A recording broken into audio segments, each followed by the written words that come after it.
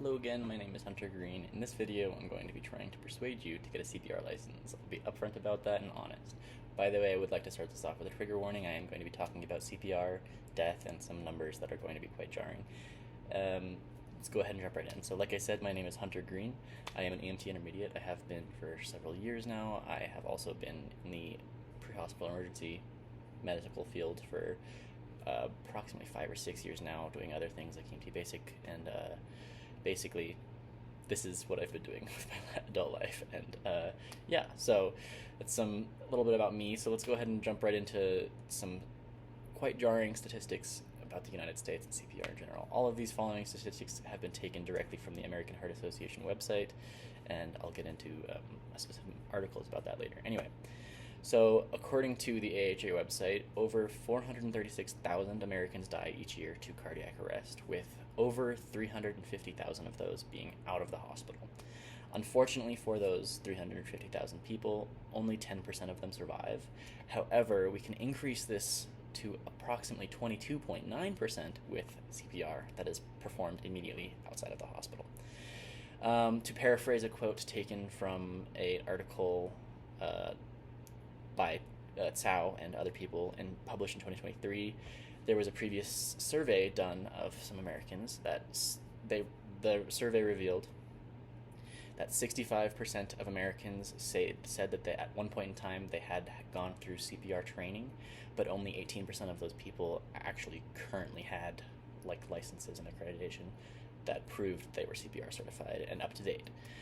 This is in contrast to places like Norway, who, according to a survey done in Norway, 90% of their citizens have received CPR training at one point or another. So we can do better. That is definitely for sure. And what is the result of this lack of training, by the way, is that only 40% of America's out-of-hospital cardiac arrests receive the care that they need. So it is quite bad. I believe we can do better, which is why I'm here, trying to persuade you to get a CPR license. That way we can improve these numbers. So let's go ahead and jump right in. What exactly is CPR, or BLS? So CPR stands for cardiopulmonary resuscitation. So cardio, heart, pulmonary, lungs, and resuscitation, obviously.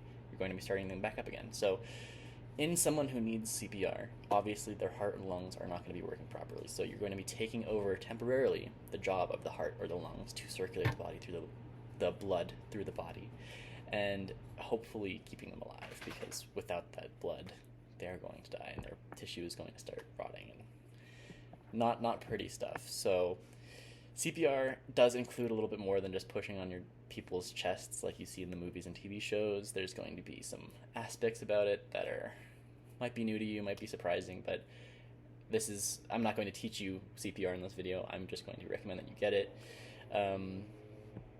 And other things as well, like BLS license. So I actually recommend that you go one step further if you can and get a BLS license, which stands for Basic Life Support. Basically, this is going to be CPR plus child and infant CPR, which you're not actually taught, and additional life-saving skills like Heimlich. Quick thing to think about, how do you think you do the Heimlich on a pregnant lady, since the Heimlich is done in the abdomen? How would that work? Go ahead and take a BLS life support class to hopefully find out. So moving on to the next portion of the video, CPR, in my opinion, is an essential skill. Anything that is life-saving is essential, so I believe that everyone should have this skill. CPR is not something that you're going to be doing commonly. It's not very often that someone you know or love is going to die in front of you, but when it does happen, or if it does happen, you're going to want to know what to do. So, in my opinion, again, it's an essential skill. This is a direct quote from the American Heart Association website, by the way. If performed immediately, CPR can double or triple the chances of surviving from an out-of-hospital cardiac arrest. So if you can increase the chance of someone living by 2 or 3 times, I believe that is, again, essential. I know I'm saying this word again and again and again, but I truly do believe that everyone should have this skill if it is this effective and helpful. So on to what a CPR license looks like and how to get one. So this right here is actually my BLS license here. This basically says that I have taken an accredited course and have up-to-date information. This is, again, by the American Heart Association website, and I received this in 2022, and I need to refresh this in 2024. So the way CPR licenses work and basic life support licenses work is every 2 years you do need to take a refresher course. So you're going to take one initial course which is going to teach you all of the basics about CPR, BLS, and how to do them, and then every 2 years you have to take a refresher.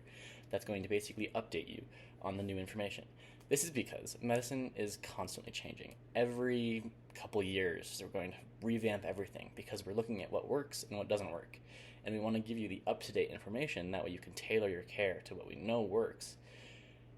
And that's how you're going to be getting this information, is the refresher courses. So I do recommend you keep your licenses up to date. But at the end of the day, even if you do just take the course once, hopefully you're going to retain this information and skill for the rest of your life. So even if you don't maintain your license, I strongly recommend taking the course at least once to get the license.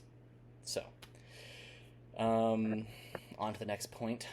Obviously, with the skill, you can save a life. So at the end of the day, I can't force you to get a CPR license, but I can strongly urge you to, because you can save a life. And that is, at the end of the day, one of the most important things you can do if you're ever given the opportunity to.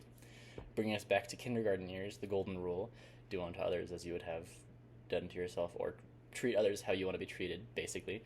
If you were in a coffee shop, a crowded coffee shop, and you're choking on a cookie and you end up passing out and then later dying because of it, you wouldn't want everyone in the coffee shop that's there to just stand there and stare at you and not help, right? So be that person who steps up and helps when someone else is choking on that cookie, if that so does happen. It's important and it's essential, like I keep saying. So to conclude all of this, we talked about what CPR is, what a CPR license looks like, how to get one, and how to keep one refreshed, and how easy it is to maintain, and how quickly and effectively you can save someone's life. So please, if anything, I hope you at least consider getting your CPR license and visiting the AHA website to go ahead and do that. So thank you very much for watching.